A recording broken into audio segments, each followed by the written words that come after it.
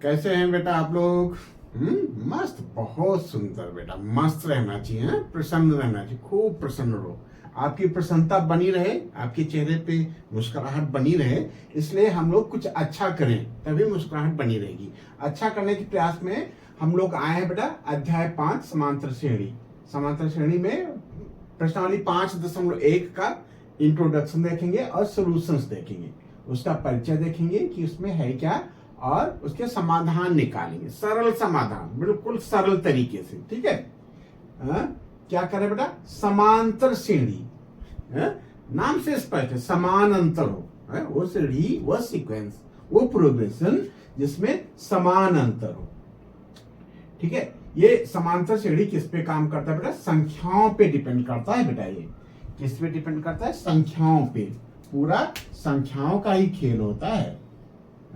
क्या लिखा है? समांतर श्रेणी एक समांतर श्रेणी संख्याओं की एक ऐसी सूची है, संख्याओं को की नंबर्स की एक लिस्ट है, जिसमें प्रत्येक पद, पहला पद छोड़ देते हैं, पिछले पद में एक निश्चित संख्या जोड़ने पे प्राप्त होती है।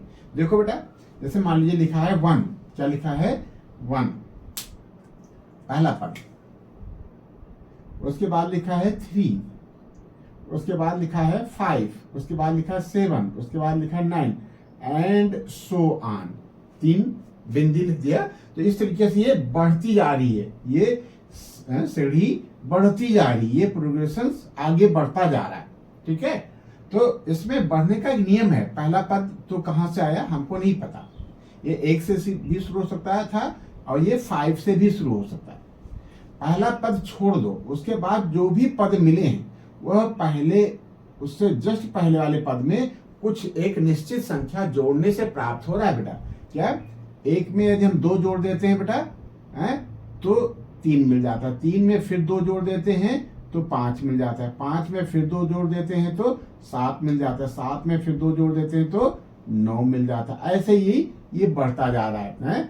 क्या जोड़ने से मिल रहा है? 2।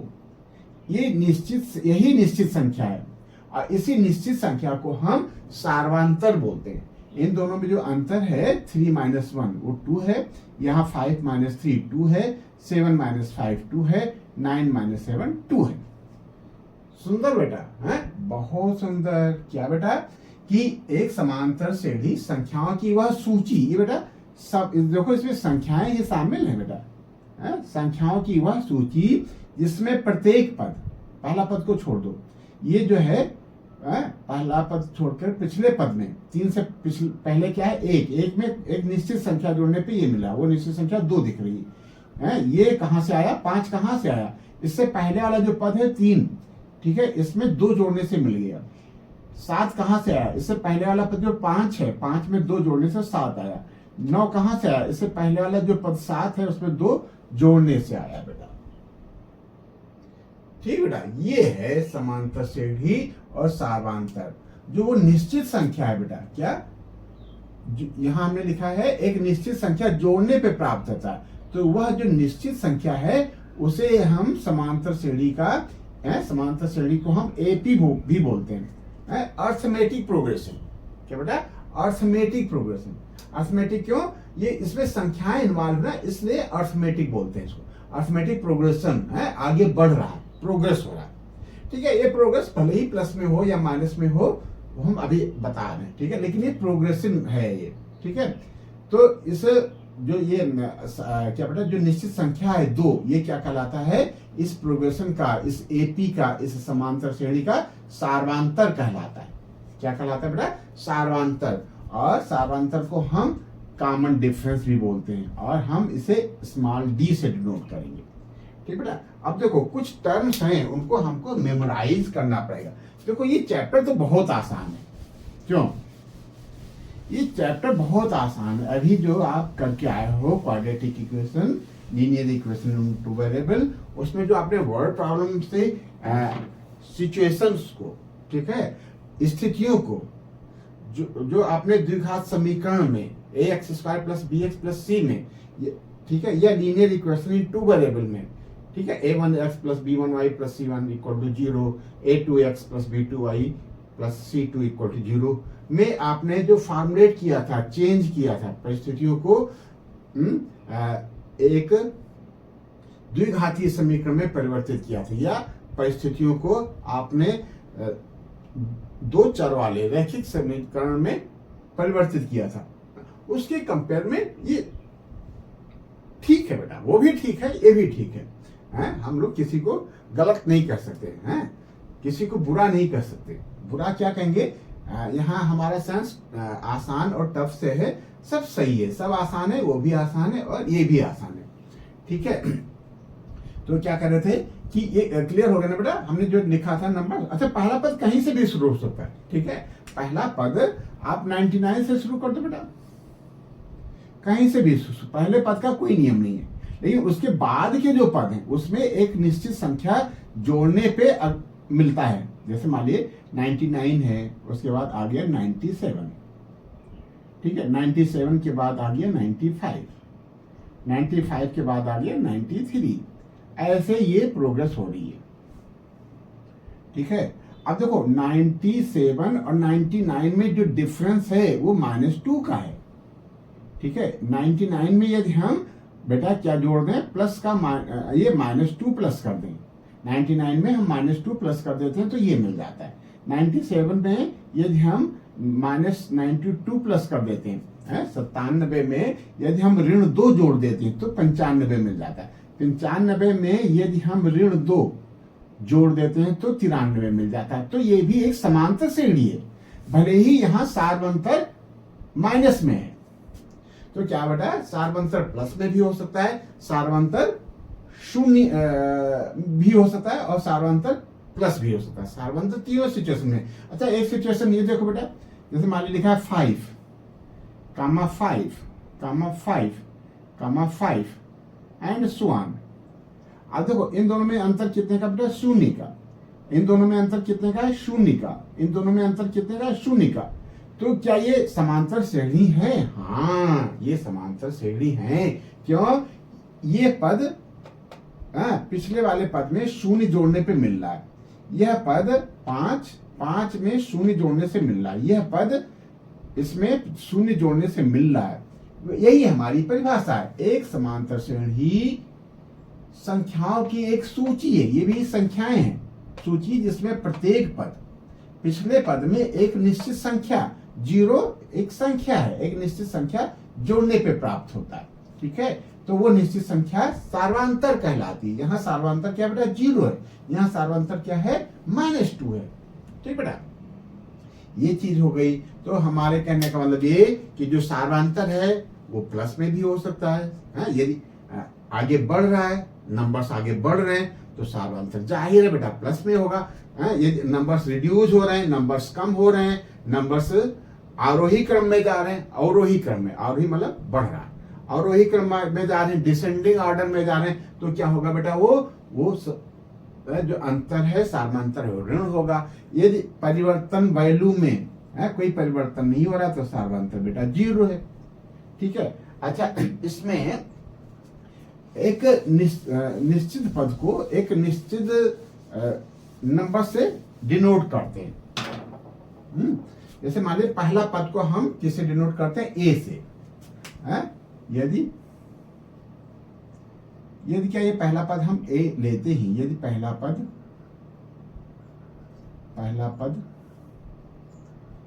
ए है, ठीक है, तथा देखो समांतर श्रेणी के लिए पहला पद और सार्वंतर होना बहुत जरूरी है। यदि पहला पद ए है तथा सर्वांतर कॉमन डिफरेंस बी है, तब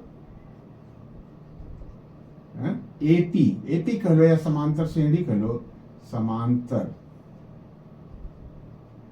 श्रेणी एपी क्या हो जाएगी बेटा, अर्थमेटिक प्रोग्रेशन क्या हो जाएगा, ये सीक्वेंस क्या हो जाएगा, पहला पद ए है तो ए लिख लेंगे, वेरी गुड। फिर दूसरा पद कहां से आएगा, इसमें सार्वंतर को जोड़ने से आ जाएगा, दूसरा पद हो जाएगा हमारा a प्लस डी, ये दूसरा पद है, ये दूसरा पद है। इसमें यदि हम d जोड़ देते हैं ए प्लस डी है, इसमें एक डी और जोड़ दें तो ए प्लस 2d आ जाएगा, ये आ जाएगा तीसरा पद। बात समझना, तीसरा पद क्या आया, इससे पहले वाले पद में सार्वधातुक जोड़ने से आया। चौथा पद कैसे आएगा बेटा, चौथा पद ए प्लस इसमें डी जोड़ दो, 3d हो गया। ये पहला पद हो गया, ये दूसरा पद हो गया, ये तीसरा पद हो गया, ये चौथा पद हो गया। बहुत सुंदर बेटा। तो एक देखो कुछ चीज निकल के आ रही। चौथा में 3d आया है, तीसरा में 2d आया है, दूसरा में d आया है। तो कहने का मतलब यदि हम 100वां पद निकालें,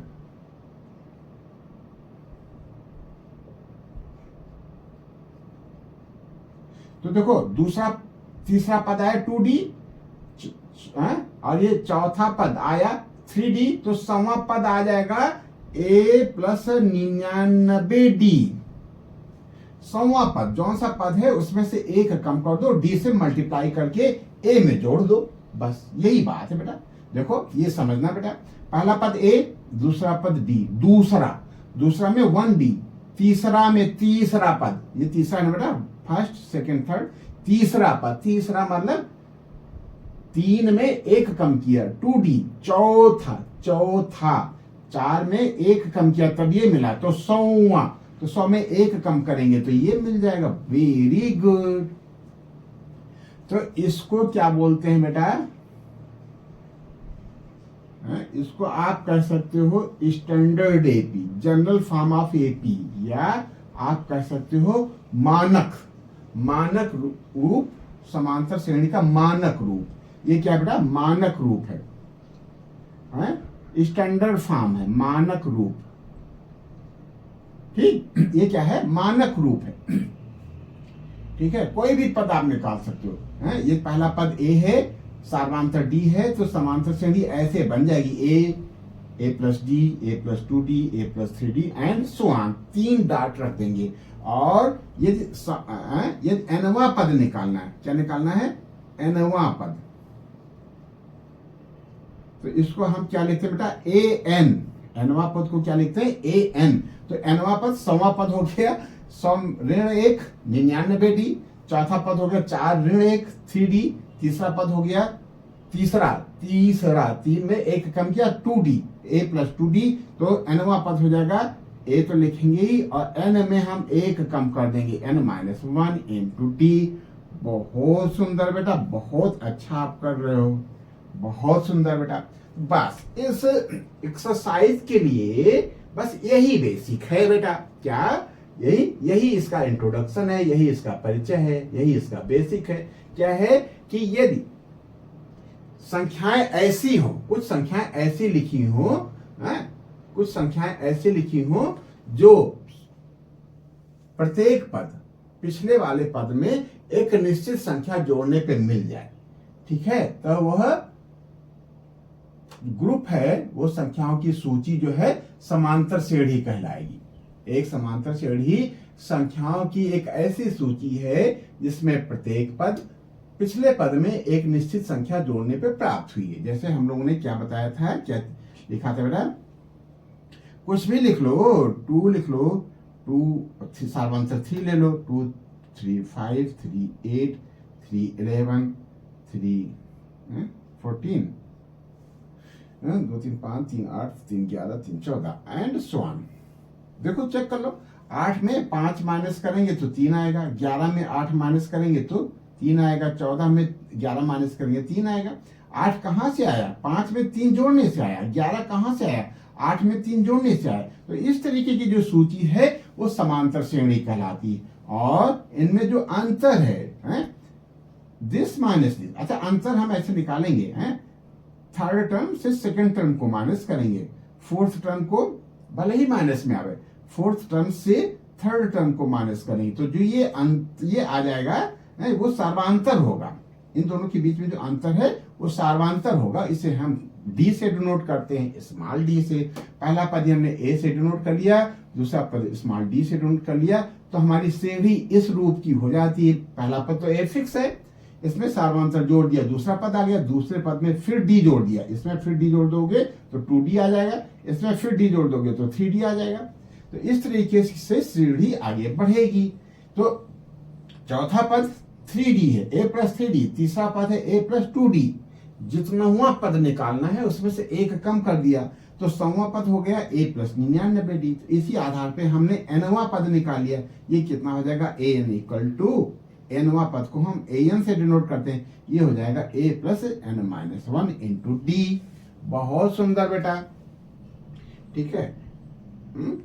अब ऐसा करते हैं, ये क्वेश्चन नंबर 1 हम पहले क्वेश्चन नंबर 2 कर लेते हैं, फिर कर लेते हैं, ठीक है। पहला क्वेश्चन दे करके आदमी समझता है कि अरे यार कहाँ एपी में फंस गए, ठीक है। तो ऐसा नहीं है, ऐसी फीलिंग ना आवे। थोड़ा सा पहले अभी हम हल्का फुल्का आपको नाश्ता कराते हैं, फिर बढ़िया से भोजन कराएंगे। ये हल्का फुल्का नाश्ता है और ये बढ़िया सा भोजन है। 1 से लेकर के 4 तक जो सिचुएशन है, जो परिस्थितियां हैं, वो अच्छा सा भोजन है। और ये भोजन से पहले का स्वल्पाहार है, तो पहले स्वल्पाहार लेते हैं। एनसीईआरटी ने भी पहले स्वल्पाहार दिया नहीं, हैवी भोजन परोस दिया। क्यों ऐसा किया ना उन्होंने? कोई बात नहीं, हमारी चॉइस है, हम पहले इसका यूज करेंगे, ठीक है, करेंगे उसको भी। अब देखो क्या कह रहा है, उत्तर 2 हम लोग करेंगे बेटा, ठीक है।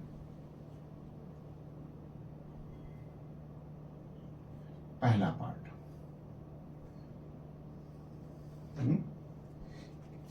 कहता है दी हुई एपी के प्रथम 4 पद,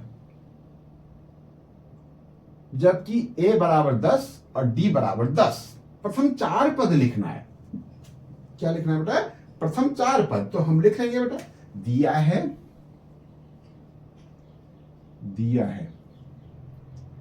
यहां लिख रहा है a, और हम थोड़ा सा और बढ़िया लिखेंगे, हम लिखेंगे प्रथम पद a। क्यों भैया? तो थोड़ा सा हमको भी अच्छा लगेगा। प्रथम पद a बराबर कितना? 10। वहां लिखा d, हम लिखेंगे सर्वांतर। क्या बेटा? सर्वांतर d बराबर 10। हमने अभी जनरल फॉर्म क्या देखा था बेटा? जनरल फॉर्म देखा था, स्टैंडर्ड फॉर्म देखा था। a पहला पद हो गया, दूसरा पद होता था a प्लस डी, तीसरा पद होता था a प्लस 2d, और चौथा पद होता था a प्लस 4d। यही था ना बेटा? बस dd जोड़ना है। इसलिए प्रथम 4 पद कह रहे हैं ना बेटा? प्रथम 4 पद, आगे हम बढ़ाएंगे नहीं, केवल 4 पद लिखेंगे, डाट करके हम छोड़ेंगे नहीं। प्रथम 4 पद होंगे, इतना लिखना है बेटा। जितना लिखोगे उतना मजा आएगा, ठीक है। आप जितना बढ़िया प्रस्तुत करोगे अपने को, उतना ही थोड़ा सा आपके फेवर में चीजें जाएंगी, ठीक है। आपकी इमेज एग्जामिनर के प्रति एक अच्छी फीलिंग आएगी। अभी तो आप अपने स्कूल में आपके सर आपको जानते हैं, आपकी मैम आपको जानते हैं, लेकिन कि आप कैसे हैं, लेकिन जब आपकी कॉपी बोर्ड में जाएगी तब आपकी कॉपी ही आपको प्रेजेंट करेगी।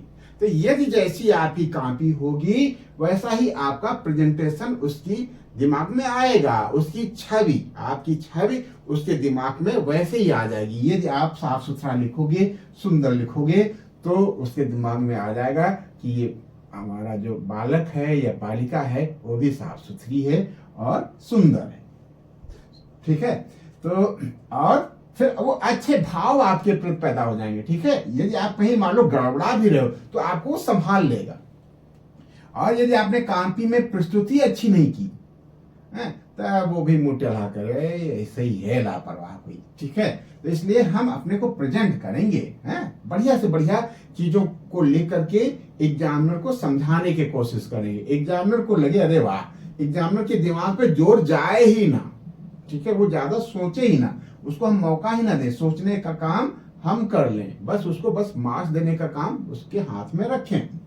तो क्या करें? दिया है प्रथम पद a बराबर 10, सार्वांतर d बराबर 10। इसलिए प्रथम 4 पद होंगे, प्रथम 4 पद ही कह रहा है, तो हम आगे डाट करके श्रेणी को आगे बढ़ाएंगे नहीं। क्या हो जाएगा?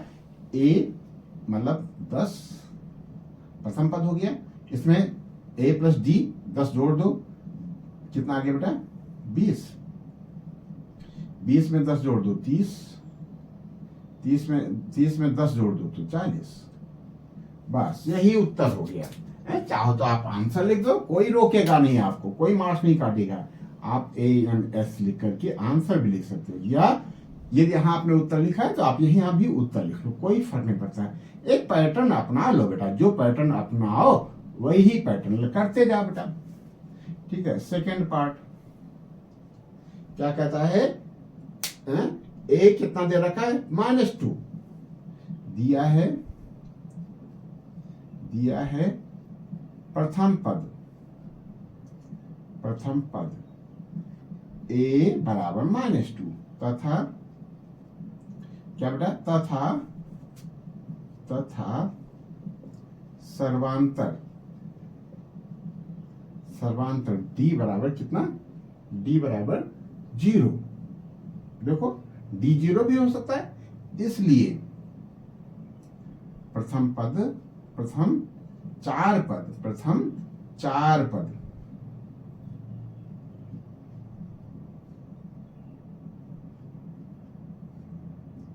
होंगे क्या बेटा, D0 है ना, तो पहला पद तो हमारा -2 रहेगा, -2 में 0 जोड़ दोगे तो -2 आ गया, इस -2 में 0 जोड़ दोगे तो -2 आ जाएगा, इस -2 में 0 जोड़ दोगे तो -2 आ जाएगा। बहुत सुंदर। फिर यहां धीरे से उत्तर लिख दो, यही उत्तर है आपका। ठीक है, यही हमारा सफिशिएंट आंसर है। थर्ड पार्ट क्या कह रहा, थर्ड पार्ट दिया है a बराबर 4, दिया है ये रफ वर्क है। ठीक है, दिया है a बराबर 4, d बराबर लिख लो प्रथम पद, दिया है प्रथम पद a बराबर 4, सर्वांतर d बराबर कितना बेटा -3। Very good. अब देखो ये कैसे बनेगा, वो क्वेश्चन तो थोड़ा सा नंबर्स इजी थे, माइनस वाइनस का लफड़ा नहीं था, इसमें माइनस का लफड़ा है तो हम उस तरीके से कर लेंगे। तो इसलिए प्रथम 4 पद होंगे, संभल के करेंगे बेटा। जब माइनस वाइनस का लफड़ा हो तो संभल के करो बेटा। प्रथम 4 पद होंगे, क्या होंगे, प्रथम पद तो हमारा 4 है, कोई डाउट नहीं। दूसरा पद हो जाएगा 4 प्लस -3।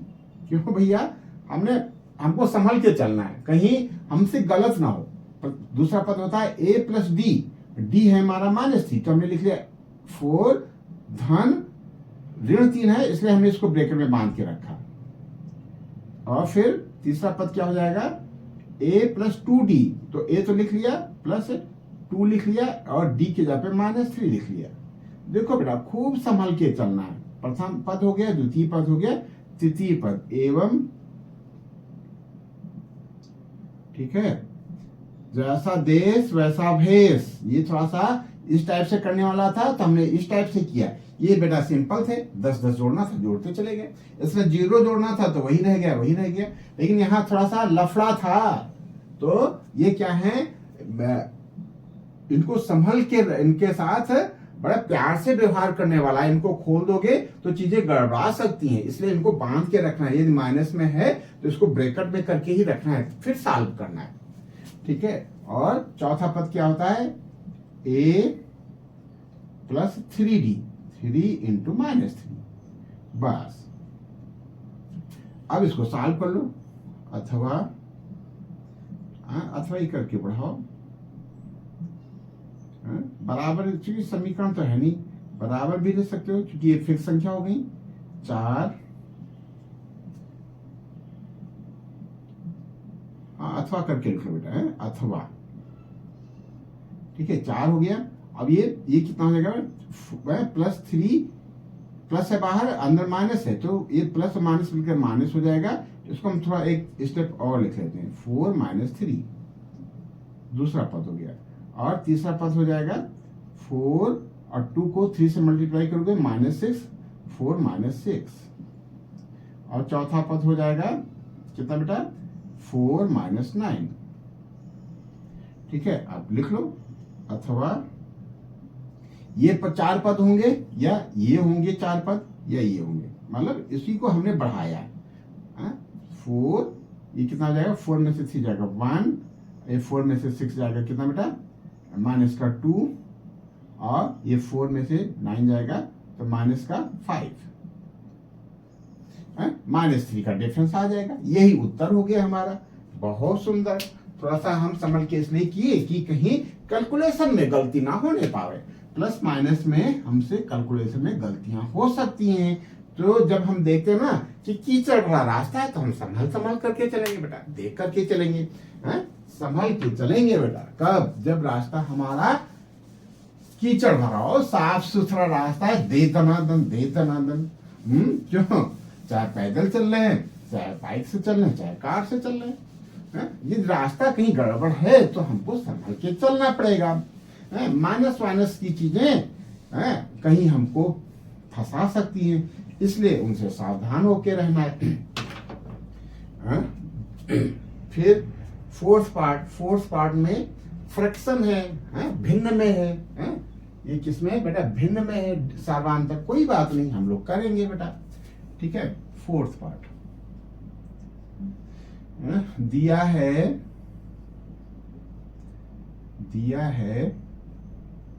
प्रथम पद a बराबर कितना, चौथा करें ना बेटा -1 है ना भाई, और d है 1/2, सर्वांतर d बराबर कितना बेटा, d बराबर 1/2। बस काम हो गया है। इसलिए प्रथम पद होंगे। अब इसमें भी हम ब्रैकेट का सहारा कर लेंगे, क्यों? क्योंकि यहाँ 1/2 है, डायरेक्ट हो सकता है हम ना इमेजिन कर पाए। ठीक है, तो हम क्या लिखें, इसलिए प्रथम 4 पद होंगे,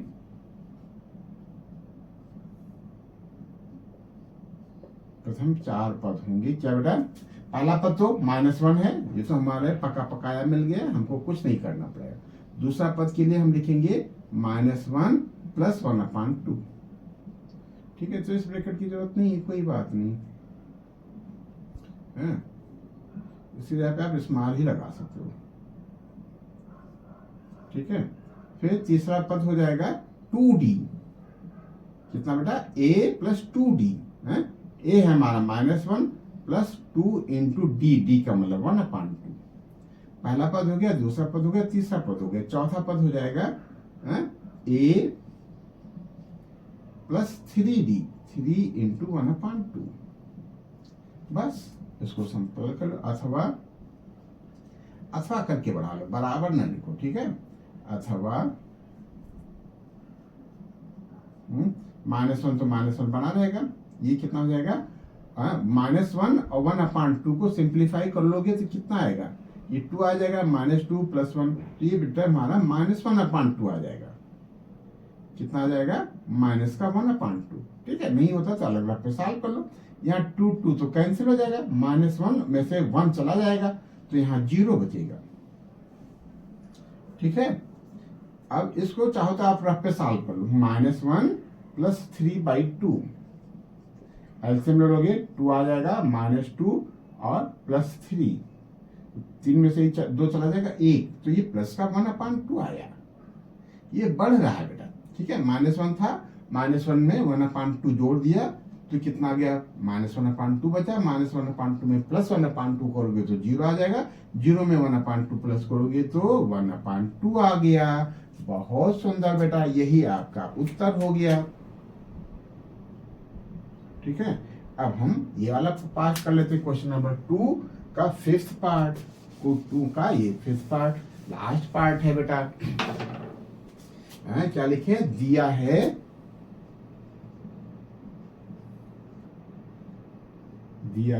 प्रथम पद, ये कौन सा 5th, दिया है प्रथम पद प्रथम पद a बराबर माइनस का 1 to 5, यही है ना, माइनस का 1 to 5, क्या सही ना बेटा। और d बराबर चेक कर लेते हैं बेटा।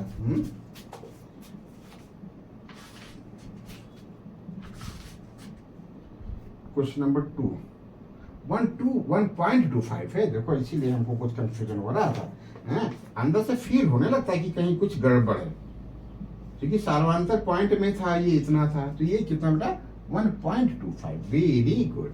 और दोनों माइनस में, बहुत सुंदर, हम लोगों ने चेक कर लिया, ठीक है। ये कितना है 1.25 ना बेटा, और डी है माइनस का, ये भी माइनस है, ये भी माइनस है, 0.25, बस। इसलिए प्रथम 4 पद होंगे, 4 पद होंगे, क्या होंगे, प्रथम पद है बेटा माइनस का 1.25, द्वितीय पद हो जाएगा हमारा माइनस का 1.25, ये ए हो गया, प्लस डी है हमारा माइनस का 0.25, संभल के चलेंगे बेटा। तीसरा पद हो जाएगा ए, तीसरा है ना, तो प्लस 2d हो जाएगा माइनस का 0.25, ठीक है। और चौथा पद हो जाएगा माइनस 1.25 रहेगा ए प्लस 3d माइनस का 0.25, बस, ठीक है। ये आपने ठीक से लिख लिया, आगे आप सिंप्लीफाई भी नहीं किए, आपके पास समय नहीं है या कोई मजबूरी है या कोई बात है, तभी आपको 70% मार्क्स आपको मिल जाएंगे इसमें, जो भी इसका वेटेज होगा। जैसे मान लीजिए 3 मार्क्स का है तो 2 मार्क्स आपको जरूर मिल जाएंगे, ठीक बेटा। क्यों, आपने लिख लिया है, आपका कॉन्सेप्ट क्लियर है, बस आप कैलकुलेशन नहीं कर पाए, ठीक है। और कैलकुलेशन तो माना जाता है कि छोटा बच्चा कर लेगा। माइनस का 1.25 हो गया बेटा, कैलकुलेशन करना है आपको, लेकिन बाई चांस आप नहीं कर पाए, ठीक है। और ये ब्रैकेट में कितना हो जाएगा 1.25 माइनस का, और ये प्लस माइनस मिल करके माइनस हो जाएगा माइनस 0.25, ठीक है। दूसरा पद हो गया। तीसरा पद हो जाएगा हमारा माइनस का 1.25 ही है, और इसमें 2 से मल्टीप्लाई कर दोगे तो माइनस 0.50, और चौथा पद हो जाएगा माइनस का 1.25 प्रथम पद ए प्लस 3d कितना है हमारा, 3 का इसमें मल्टीप्लाई करोगे तो माइनस का 0.75 हो जाएगा, बस इतनी सी बात है। तो देखो बन गया बेटा, माइनस का 1.25 माइनस 1.25 में 0.25 जोड़ोगे तो कितना आ जाएगा माइनस का 1.50, इसमें जोड़ोगे बेटा तो ये कितना हो जाएगा माइनस का 1.75, इसमें जोड़ोगे तो ये जाएगा माइनस का 2, बहुत सुंदर बेटा, यही हमारा आंसर आ गया। तो ये देखो कितना आसान है बेटा, आसान था ना बेटा, ठीक है। अब देखो ये हम लोग ने हल्का फुल्का नाश्ता किया, अब थोड़ा सा हम आते हैं भोजन प्रसाद के लिए, ठीक है। भोजन कैसा होना चाहिए बेटा, भोजन सात्विक होना चाहिए, शरीर में जो आपके लगे, ठीक है, वो भोजन होना चाहिए जो आपके विचारों को भी संतुलित रखे। जैसा खाए अन्न वैसा बने मन, ठीक है। भोजन बेटा सरल और सुपाच्य होना चाहिए, ऐसे ही समाधान सरल होना चाहिए बेटा। जो भी आप करें सरल तरीके से करें, अगला बड़े प्यार से उसको समझ जाए, तो उस सरल तरीके से करने के लिए हम लोग अच्छा प्रयास करेंगे कि सरल तरीके से समाधान निकल आवे। अब देखो बेटा, कहता है निम्नलिखित स्थितियों, ये सिचुएशंस हैं, ये क्या है बेटा, सिचुएशंस हैं, परिस्थितियां हैं, स्थितियां हैं, परिस्थिति नहीं कहेंगे, स्थिति कहेंगे, ठीक है।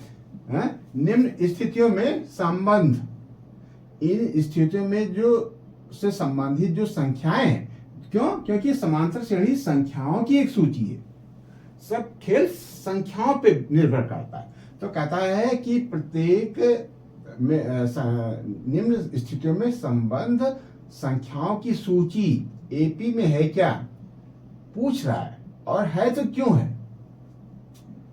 ठीक है, यदि है, कहता है इसमें जो भी संख्याएं इन्वॉल्व होंगी वो संख्याओं की सूची है किसमें है, एपी में है, अरिथमेटिक प्रोग्रेशन में है। यदि है तो क्यों है, और क्यों क्यों होगा, यदि है होगा तो क्यों होगा, उसमें सार्वंतर फिक्स होगा। ठीक है, दूसरा पद पहले पद में सार्वंतर जोड़ने से मिलेगा, तीसरा पद दूसरे पद में सार्वंतर जोड़ने से मिलेगा। प्रत्येक पद पिछले पद में एक निश्चित संख्या जोड़ने से मिल जाए तो समझ लो बेटा वो समांतर श्रेणी में है, एपी में है, और यदि नहीं मिलता तो नहीं में। बस इतनी सी बात है। अब चलो पहले क्वेश्चन पे हम लोग कंसंट्रेट करते हैं। पहला क्वेश्चन का पहला पार्ट, उत्तर 1 का पहला पार्ट क्या कहता है? कहता है प्रत्येक किलोमीटर के बाद का टैक्सी का किराया, 1 किलोमीटर कुछ चले 1 किलोमीटर, उसके बाद जो किलोमीटर आएगा उसका किराया, जबकि प्रथम किलोमीटर के लिए ₹15 फिक्स है। तो प्रथम किलोमीटर के लिए किराया, प्रथम थोड़ा सा समझ के करते हैं बेटा, आराम से करेंगे। क्यों, बारिश तो हो नहीं रही है, कोई आफत तो है नहीं, प्यार से समझेंगे, प्यार से करेंगे।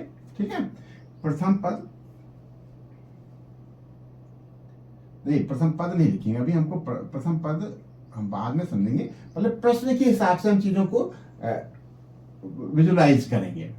प्रथम किलोमीटर का किराया कितना है, रुपए, क्या कहता है, प्रथम किलोमीटर का किराया ₹15 है।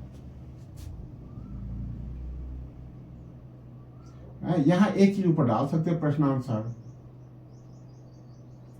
प्रश्नानुसार।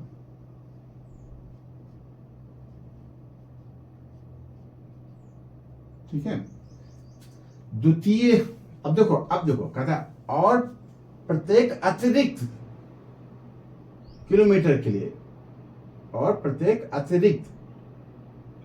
प्रत्येक किलोमीटर के लिए किराया ₹8, मतलब ₹15 पहले किलोमीटर के लिए फिक्स है। उसके बाद जब आप दूसरे किलोमीटर के लिए जाओगे तो ₹8 जुड़ जाएगा। दूसरे किलोमीटर के लिए, दूसरे या 2 किलोमीटर के लिए क्या लिखा बेटा, और प्रत्येक अतिरिक्त किलोमीटर के लिए। ठीक है, 1 किलोमीटर के लिए बेटा ₹15 है, यदि आप 2 किलोमीटर जाओगे तो 15 तो ये देना पड़ेगा, दूसरे के लिए 8 देना पड़ेगा। ठीक है, तो क्या बेटा, प्रथम किलोमीटर हो गया, प्रथम भी जोड़ लेते हैं, प्रथम 2 किलोमीटर, प्रथम 2 समझ पे, पहले से 2 किलोमीटर, या चलो 2 किलोमीटर लिख दो, प्रथम से मतलब नहीं। ठीक है, 2 किलोमीटर का किराया कितना है? 1 किलोमीटर का 15 है, और अतिरिक्त किलोमीटर, प्रत्येक अतिरिक्त, एक अतिरिक्त हुआ ना, 2 किलोमीटर में एक और एक होता है तब 2 बनते हैं, तो 1 किलोमीटर के लिए 15 फिक्स हो गया, जो दूसरा एक है उसके लिए 8, तो 15 + 8, 15 फिक्स हो गया प्लस 8, यानी ₹23।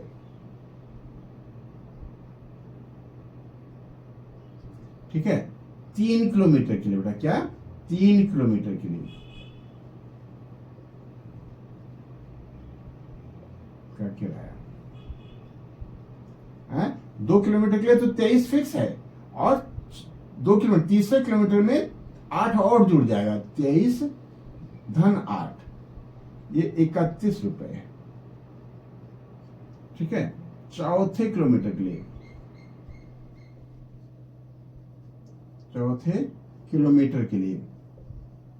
चौथे किलोमीटर का किराया, चौथे नहीं 4 किलोमीटर का किराया।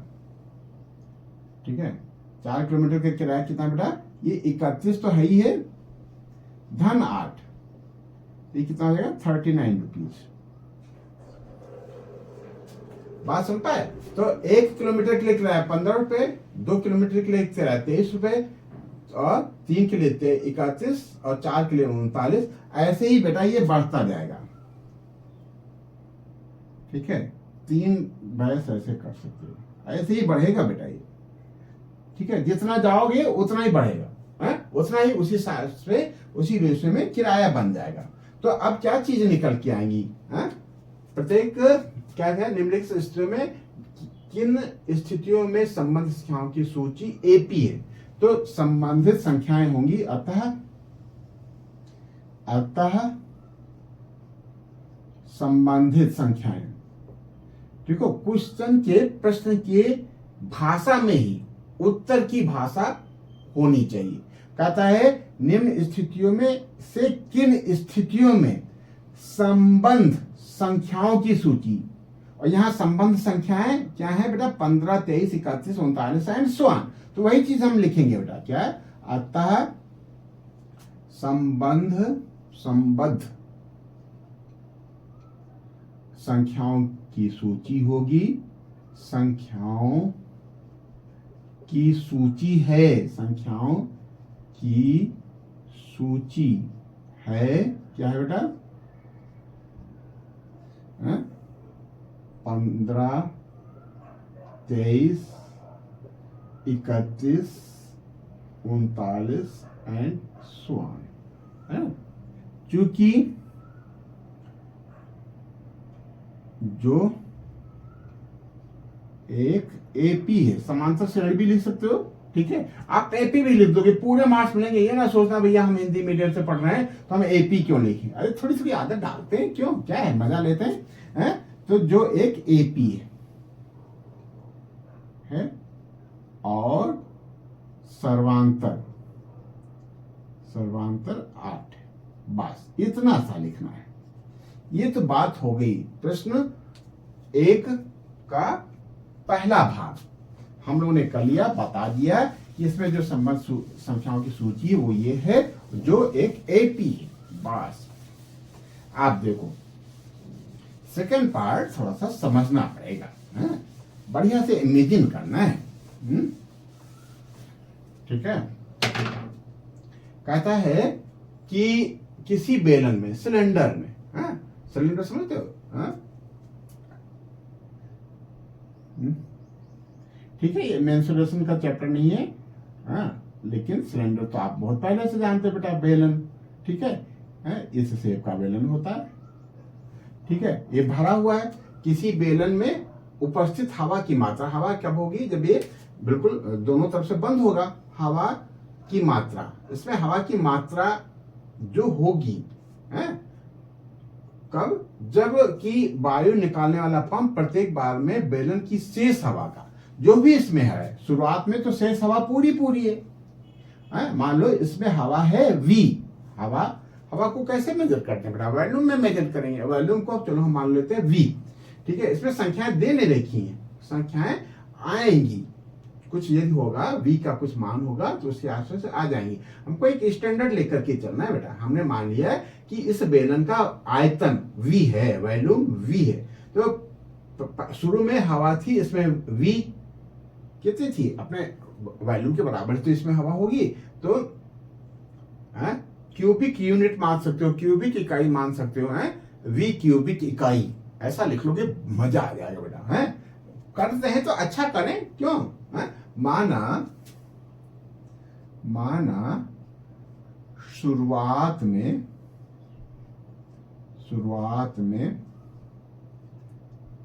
वेलन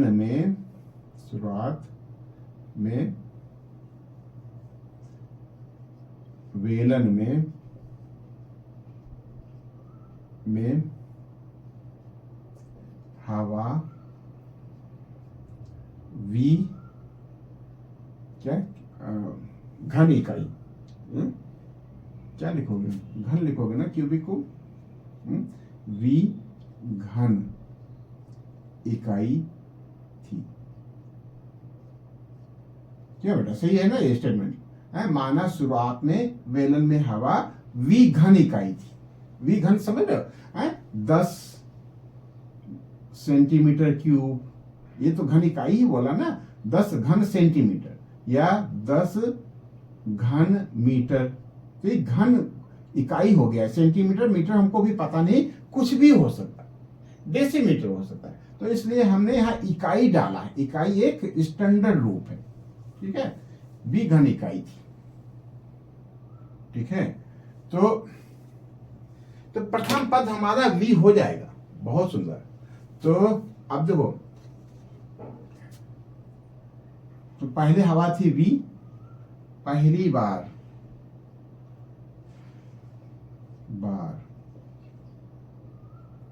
हवा निकालने के बाद हवा बचेगी। बचेगी की वहां प्रश्न पूछ रहा है? किसी बेलन में उपस्थित हवा की मात्रा है, हवा की मात्रा बार बार जो बचा हुआ है, हवा की मात्रा जो है यहाँ, उसको हमको लिखना है। प्रत्येक किसी बेलन में उपस्थित हवा की मात्रा, जबकि वायु निकालने वाला पंप प्रत्येक बार बेलन की शेष हवा का 1/4 भाग बाहर कर देता है। तो पहली बार हवा क्या लिखें? पहली बार हवा बचेगी, ये भी निकालना पड़ेगा, लिखना पड़ेगा ना बेटा, कि वायु निकालने के बाद।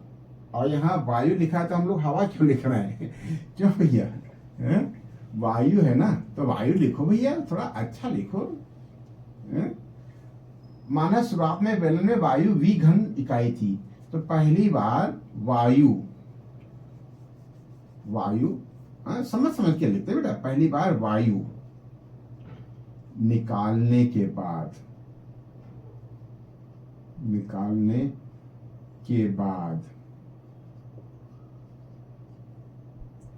बचेगी हवा। कितना बचेगी बेटा? v थी, इसका 1/4 भाग निकल गया, 1/4 v निकल गया। ये बचेगा बेटा। क्यों? बात समझ पा रहे कि नहीं? क्यों? v में से 1/4 v निकल जाएगा, तो ये कितना बचेगा? अलग आप सॉल्व करके देख लो बेटा। ये 3/4 v बचेगा। ये हो गया हमारा द्वितीय पद। पहला पद था v, और v थी, एक बार निकल गई हवा, तब इतनी बची। दूसरी बार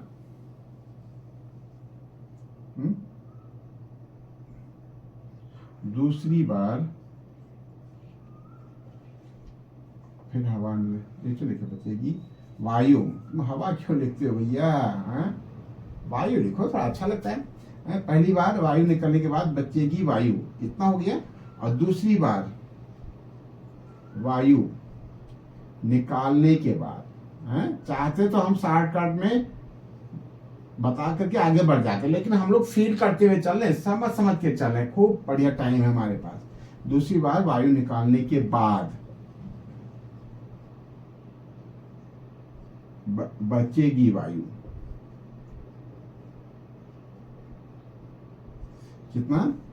अब कितनी थी बेटा? 3/4 v थी, 3/4 v थी, और इसमें निकल गई कितना? 1/4 किसका? 3/4 v का। बात समझना बेटा। ये बताओ समझ में आ रहा है कि नहीं आ रहा है? यहां जो है हमको इन्वॉल्व करना है बची हवा का, उपस्थित हवा की मात्रा, जबकि वायु निकालने वाला पंप प्रत्येक बार बेलन की शेष हवा का 1/4 भाग निकाल देता है। बेलन में वायु बचेगी कितनी? पहले तो वायु v बची थी, बहुत सुंदर, पहला पद हमारा v हो गया। और फिर एक बार जब हवा निकली तो कितनी निकली? 1/4 v निकल जाएगा, v का 1/4, तो बचेगा कितना? जो था उसमें से जो निकल गया वो माइनस कर दिया, ये बचा। अब अभी था हमारे पास ये, एक बार हवा निकल चुकी है, वायु निकल चुकी है, तो ये था। अब इसका 1/4 फिर निकाल देना, तो अब कितना बचेगा? इसमें से इसको माइनस कर देंगे, बस। तो कितना आ जाएगा बेटा? 3/4 भी यहाँ कामा ले लो, तो यहाँ क्या बचेगा? 1 - 1/4। कितना बेटा? 1 - 1/4। ये भी बेटा 3/4 आ जाएगा। कितना आ जाएगा ये? 3/4 v इंटू 3/4। तो कितना आ जाएगा? 3/4 का आप स्क्वायर समझ लो, इंटू v। 3/4 को 3/4 से मल्टीप्लाई करोगे, 3/4 स्क्वायर वी हो जाएगा। ठीक है, ये कितना हो जाएगा 9/16। ठीक है, चलो ऐसे मत लिखो, हाँ मत लिखो, कोई जरूरी नहीं कि आप एनसीईआरटी के आंसर से मैच कराओ। 3 3 9/16V। ठीक है, थोड़ा सा समझने में आसान रहेगा ना भाई। ठीक है, जो ये लैंग्वेज है समांतर श्रेणी की जो परिभाषा है और जो प्रश्न है उससे हमको मैच कराना है। ठीक है बेटा, तो ये हो गया 3/4V इंटू 3/4 9/16V आ गया। ठीक है, ये दूसरी बार हवा निकल गई। अब ये मान लो तीसरी बार, पहली बार तो इतनी थी, पहली बार शुरुआत में इतना था, पहली बार हवा निकालने के बाद शेष हवा बची ये, दूसरी बार हवा निकाल दोगे हैं तो ये निकली हुई वायु है, ये शुरू में थी तो बचेगा इतना, ये हो गया 9/16V। तीसरी बार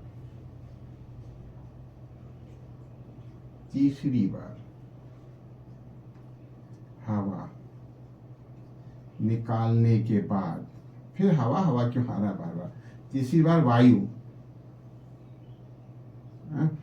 तीसरी बार वायु निकालने के बाद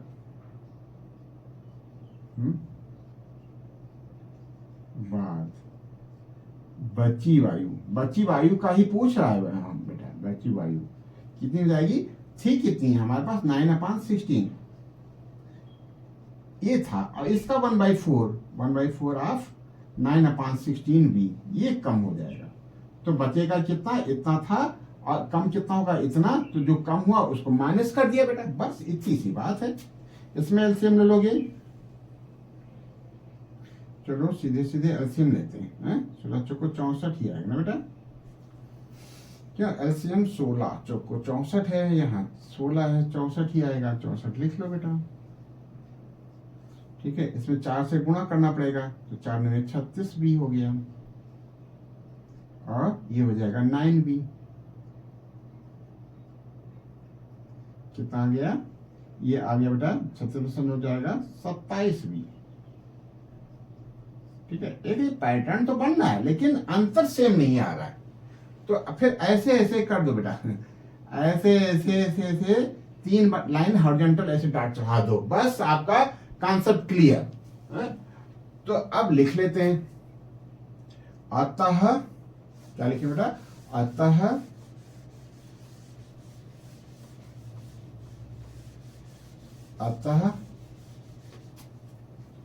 क्या लिखे, अब यहां संख्या तो नहीं के फॉर्म में है, वी के फॉर्म में है, तो इसलिए वो चीज न लिख करके यहां जो है पार्ट उसके हिसाब से लिखेंगे। अतः उपस्थित वायु का क्रम होगा, अतः क्या लिखे, अतः वायु निकलने के बाद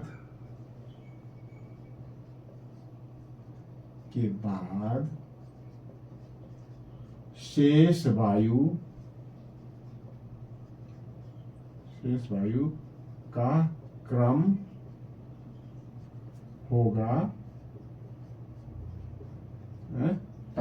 वायु वी थी, वी के बाद कितना बची 3/4V, फिर कितना बचा 9/16V, फिर कितना बचा 27/64 ना बेटा, 27/64V एंड स्वान। अच्छा, आप क्या पा रहे हो कि ये इसमें 3/4 मल्टीप्लाई करने से आया, इसमें 3/4 मल्टीप्लाई करने से ये आया, इसमें 3/4 मल्टीप्लाई करने से ये आया। देखो पैटर्न क्या बन गया, ये 3/4 का मल्टीप्लाई करने से चीजें आ रही हैं। क्या आ रहा है बेटा, 3/4 को गुणा करने से आ रहा है, और हमने पढ़ा है कि इसमें से इसको माइनस करें, इसमें से इसको माइनस करें, तब जो अंतर आवे वो बराबर आना चाहिए। और यहाँ वो अंतर बराबर नहीं है, इसमें आप डिवाइड करोगे तो 3/4 आएगा। इसमें आप इसको डिवाइड करोगे तब 3/4 आएगा, इसमें आप इसको डिवाइड करोगे तब 3/4 आएगा। तो ये अभी हमारा विषय नहीं है, ये 11th में हम लोग पढ़ेंगे, लेकिन अभी हम लोग जो पढ़ रहे हैं उसके हिसाब से ये जो अंतर है वो समान अंतर नहीं है, हैं? चाहो तो लिख लो, हैं? क्या लिखें? दो पदों में अंतर, दो पदों में अंतर, है? निश्चित नहीं है। देखो अंतर देख लो बेटा, 3/4 v से v माइनस कर दिया, है? तो कितना आएगा? ये 4 आ जाएगा, ये 4 से मल्टीप्लाई होगा माइनस v/4, ठीक है। और इसमें से माइनस करो बेटा, 9/16 v माइनस 3/4v, ठीक है। अच्छा आप कंफ्यूज ना हो ना बेटा कि वहां आंसर दे रखा है बुक में 3/4v, फिर 3/4 का होल स्क्वायर, फिर 3/4 का होल क्यूब, उस पैटर्न में दे रखा। तो वो पैटर्न आंसर के लिए तो ठीक है डायरेक्ट, लेकिन समझने के लिए, करने के लिए यही पैटर्न ठीक है बेटा, और ये सफिशियंट है। उस पैटर्न में 3/4 की पावर 2 या 3/4 की पावर 3 लिखने की जरूरत नहीं है, और चाहो आपका बड़ा मन है तो लिख लो बेटा। ये क्या हो जाएगा? ये v हो गया कामा 3/4v, ये है बेटा 3/4v, 3/4 का स्क्वायर v, ये ऐसे ही बेटा हो जाएगा 3/4 का क्यूब v। हम जी गुणोत्तर श्रेणी नहीं कर रहे हैं, हम समांतर श्रेणी कर रहे हैं, इसलिए ये पैटर्न ठीक है। आप चाहो तो लिख लेना, हम आपको रोक नहीं रहे, ठीक है। आप चाहो तो लिख लेना, लेकिन नहीं लिखोगे तब भी चलेगा। तो ये घचर पचर हो रहा है, ठीक है। आप लिख लोगे चलेगा, बहुत सुंदर, लिख लोगे तब भी ठीक है, नहीं लिखोगे तब भी ठीक है। हम अभी यहां फिलहाल नहीं लिख रहे हैं, ठीक है। तो क्या हो गया? 3/4v माइनस v/1, इसको ये हो गया ना बेटा। अब हम लोग क्या कर रहे हैं? ये कर रहे हैं 9/16 से इसको माइनस किया, तो यहां भी एलसीएम कितना आ जाएगा बेटा? एलसीएम तो 16 आएगा, और 4 9 36, 3/4v था ना, 36v, और सही चल रहा है बेटा। ये एलसीएम 16 आ गया, 16 है तो ये 36 क्यों लिखेंगे? ये 9 ही लिखेंगे, क्यों बेटा? ये 9v है, और इसमें 4 से मल्टीप्लाई होगा, ये 4 से इसमें मल्टीप्लाई कर दोगे तो कितना आ जाएगा? 4 से मल्टीप्लाई करोगे तो -12, तो 12 में से 9 गया 3, -3v/16 आ गया। सही चला ना बेटा? 9/16v लिख लिया, -3/4v, एलसीएम ले लिया, 16 आ गया, तो यहाँ कोई फर्क नहीं पड़ा, 9v आ गया, और इसमें 4 से मल्टीप्लाई करना पड़ेगा, तो 4 से ऊपर भी मल्टीप्लाई किया, 4 3 12, और 9 और 3 12 होता है, -3। अब देखो अंतर सेम नहीं है, दो पदों में अंतर समान नहीं है, यही हमारा कसौटी है कि अंतर समान है तब समांतर श्रेणी है, अंतर समान नहीं है तो समांतर काहे का भैया? समांतर, समांतर। अंतर जब सम हो, एक जैसा हो, यहाँ अंतर सम है नहीं, अंतर एक जैसा है नहीं, तो ये समांतर श्रेणी में नहीं है। इस तरीके से करोगे तो ये माइनस करने में आसान रहेगा बेटा, ठीक है। दो पदों में अंतर समान नहीं है, समान नहीं है, अतः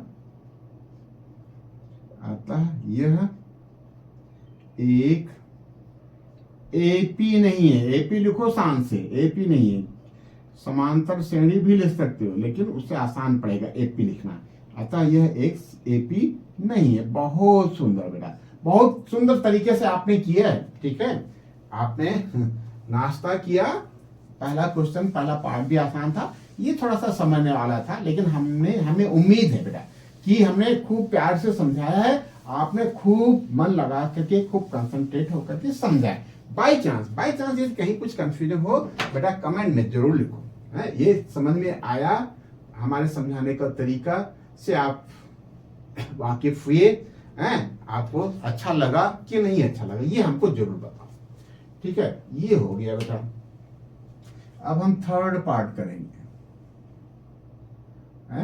संख्याओं की जो सूची है वो समांतर श्रेणी में तब होती है जब प्रत्येक पद पिछले पद में एक निश्चित संख्या जोड़ने पर प्राप्त हो। उस निश्चित संख्या को हम सर्वांतर स्मॉल डी से लिखते हैं और सर्वांतर कहते हैं, लिखते स्मॉल डी से और कहते सर्वांतर है।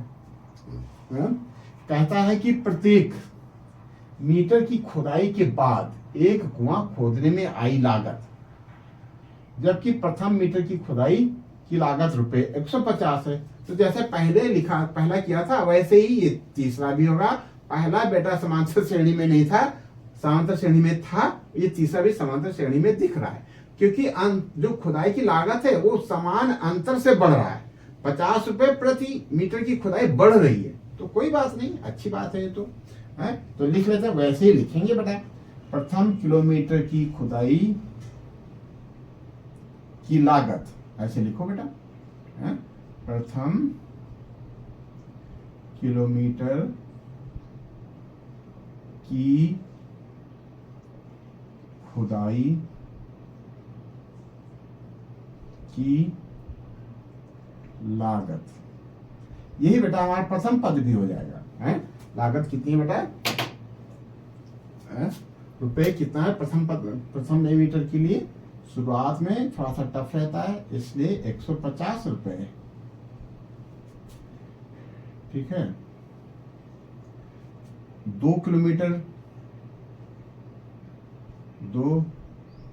क्यों डाइजेस्ट कर दें?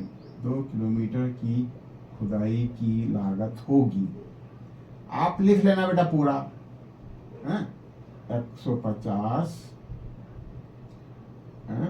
150 तो रहेगी प्रथम किलोमीटर के लिए। जो एक अतिरिक्त किलोमीटर खोदा है उसके लिए कितना बढ़ जाएगा बेटा? 50 रुपए।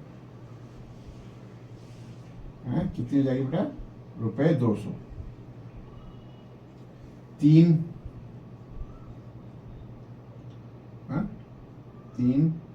इसको लिख लेना बेटा है। 3 प्रथम 2 किलोमीटर की खुदाई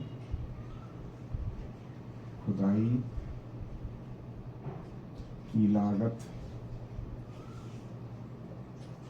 ठीक है, होगी इतना। 3 किलोमीटर की खुदाई की लागत होगी, ठीक है। 2 किलोमीटर का जो था उसमें 50 जुड़ेगा, 200 प्लस 50 और ₹250, ठीक है। ऐसे ही 4 किलोमीटर का निकालो। 4 किलोमीटर की खुदाई की लागत होगी, तो बेटा 250 है 30 किलोमीटर का, इसमें 50 और जोड़ दो। 250 धन 50 बराबर रुपए 300।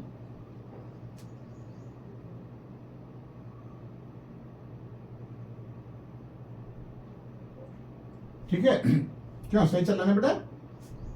अब ऐसे 3 और कर दो बेटा। 3 बार आपने कर दिया तो आपने बता दिया कि ये इसी तरीके से बढ़ेगा, ये सीक्वेंस ऐसे ही प्रोग्रेस करेगा, ठीक है। अब लिख लो बेटा, अतः संख्याएं इन्वॉल्व हैं, अतः संबंध संख्याओं की सूची है। अतः अब ये रुपए हटा देंगे क्योंकि संख्या की बात हो गई। अतः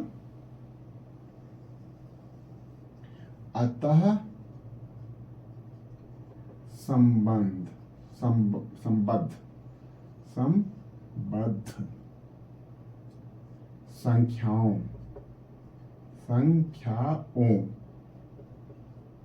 की सूची, क्या बेटा? सूची है, क्या है बेटा? कितना है? 200 है, 150 है ना? 150, 200, 250, 300 और ऐसे डाट लगा दो 3। जो एक समांतर श्रेणी है, एक एपी है, एक एपी है। क्या बेटा? एक एपी है, जो एक एपी है। अतः संबंध संख्याओं की सूची इतना है जो एक एपी है, क्योंकि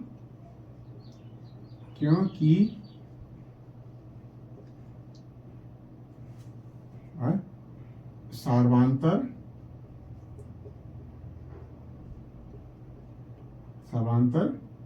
निश्चित है, सर्वांतर निश्चित है और वह कितना है बेटा? 50 है। बस इतना लिख दोगे ना भैया, बस वो आपको 2 में 2 तो नहीं दे पाए, 2 में 2.5 तो नहीं दे पाएगा, 2.5 तो नहीं दे पाएगा, लेकिन भैया वो 2 में 2 तो जरूर दे देगा आपको। कहेगा वाह, और तबियत उसकी खुश हो जाएगी है? चाहे जितना भी लड़ झगड़ के घर से आया होगा वो आपको पूरे के पूरे मार्क्स आपको देगा बेटा। ठीक है, अब इस सेशन का और क्वेश्चन नंबर 1 का लास्ट पार्ट हम लोग करने जा रहे हैं। ठीक है, हम लोग खूब समझ के करेंगे। ठीक है, हम लोग जल्दी फिर बैठेंगे नेक्स्ट सेशन के लिए। ठीक है, आज के लिए हम बस एक क्वेश्चन और कर लेते हैं। ठीक है, फिर सेशन को विराम देंगे बेटा।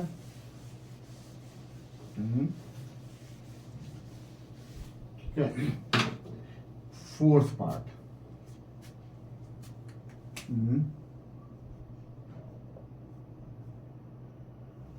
अब देखो, कहता है कि खाते में प्रत्येक वर्ष का मिश्र धन, ठीक है, जबकि ₹1000 की राशि 8% वार्षिक की दर से चक्रवृद्धि ब्याज पर जमा की जाती है।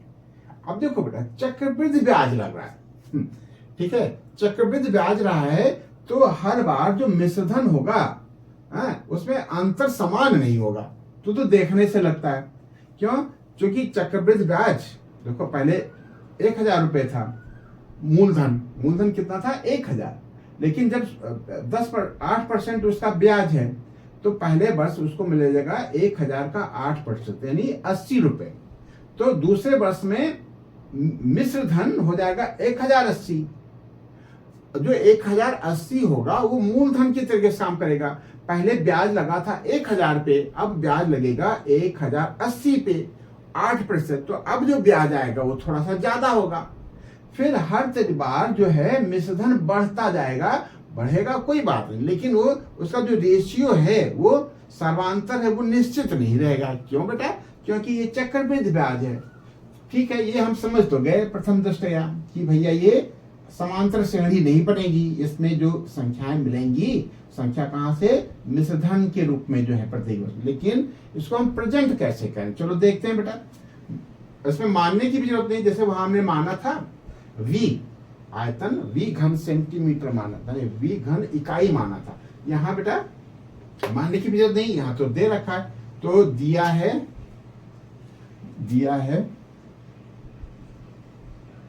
क्या लिखे बेटा? दिया है मूलधन रुपए 1000। ठीक है, तो दूसरे वर्ष में, अच्छा मिश्रधन के हिसाब से है ना, तो मिश्रधन का एक फार्मूला है बेटा, क्या है? A बराबर P टाइम्स 1 + R/100, यही है ना, की पावर n। ठीक है, तो एक वर्ष बाद, शुरुआत में मूलधन कितना है? एक वर्ष बाद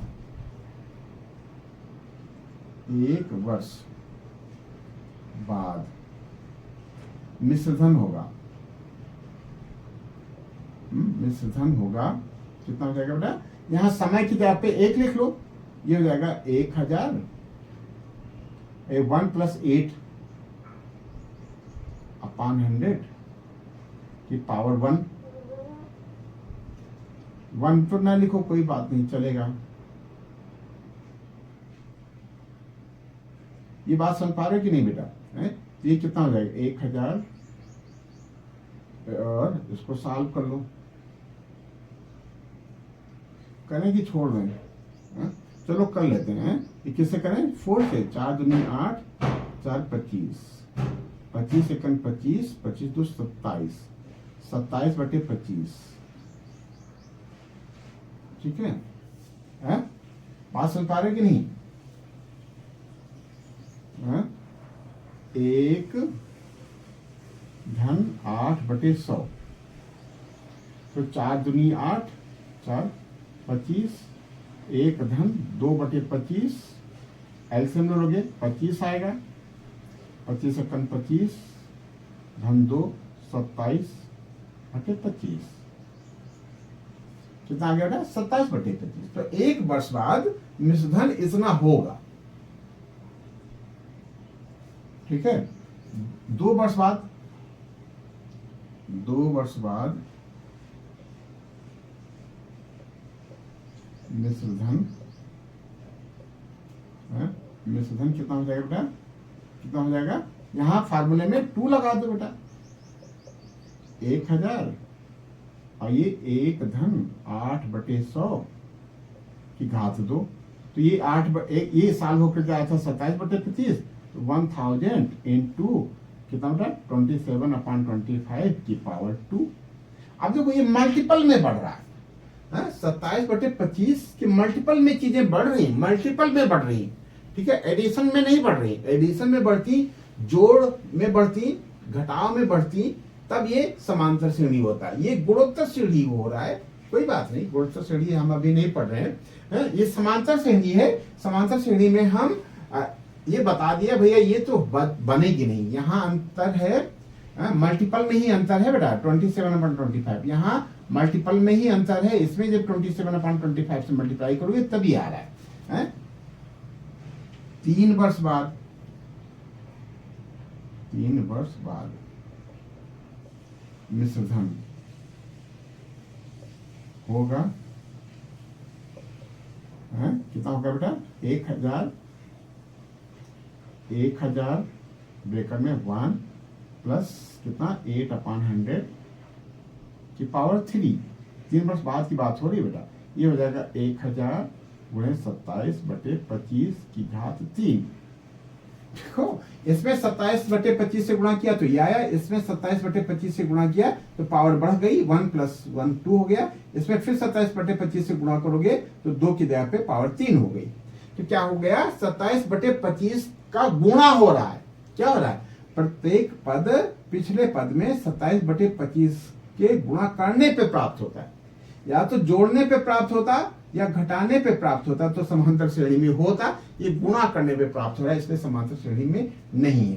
तो यहां ऐसे ऐसे 3 बार ये ऐसे डॉट डॉट चढ़ा दो, ये पता चलेगा कि हाँ भैया आपका कॉन्सेप्ट क्लियर है और ये चीजें ऐसे ही बढ़ेंगी। ठीक है, ये क्लियर हो गया ना? अब वो क्वेश्चन के हिसाब से बेटा चीजों को लिख लो। अतः क्या लिखें? अतः क्या लिख लें बेटा? अतः इन्वॉल्व नंबर्स, अतः संबद्ध संख्याएं हैं, अतः संबद्ध संख्याएं हैं, अतः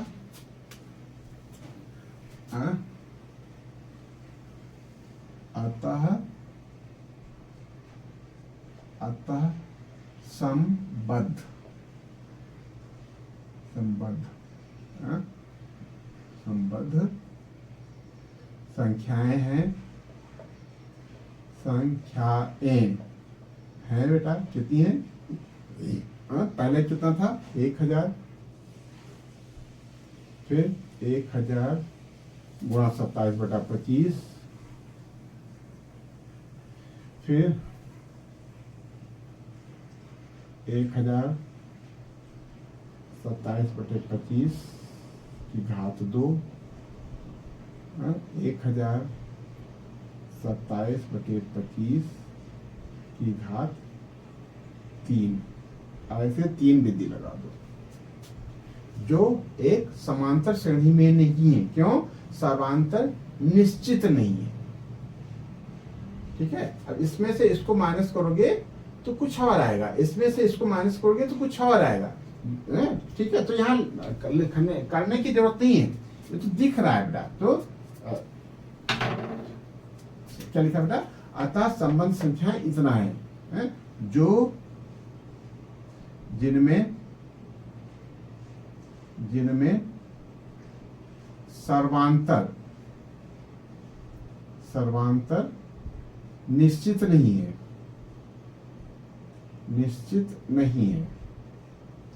ठीक है। जितना लिखो छोटा लिखो, ठोस लिखो, जिनमें सर्वांतर निश्चित नहीं है। अतः संख्याएं समांतर श्रेणी में नहीं है, संख्याएं एपी में नहीं है। बस, बहुत सुंदर बेटा, बहुत बढ़िया सेशन आपने किया, बहुत अच्छा किया है। आपने इंट्रोडक्शन बढ़िया देखा, आपने परिचय देखा बढ़िया, और प्रश्न संख्या 1 और प्रश्न संख्या 2 का समाधान ठीक से किया। ये थोड़ा सा अलग टाइप का था, इसलिए पहले हमने थोड़ा सा भूमिका बना ली क्वेश्चन नंबर 2 से, फिर हमने क्वेश्चन नंबर 1 किया। बहुत अच्छा लगा बेटा आपका साथ, बहुत बहुत धन्यवाद। आपको भी यदि हमारा साथ अच्छा लग रहा हो तो आप हमारे चैनल को सब्सक्राइब कर दो और अपने दोस्तों में शेयर कर दो। आपका सहयोग हमारे लिए बहुत महत्वपूर्ण। ठीक है, धन्यवाद बेटा।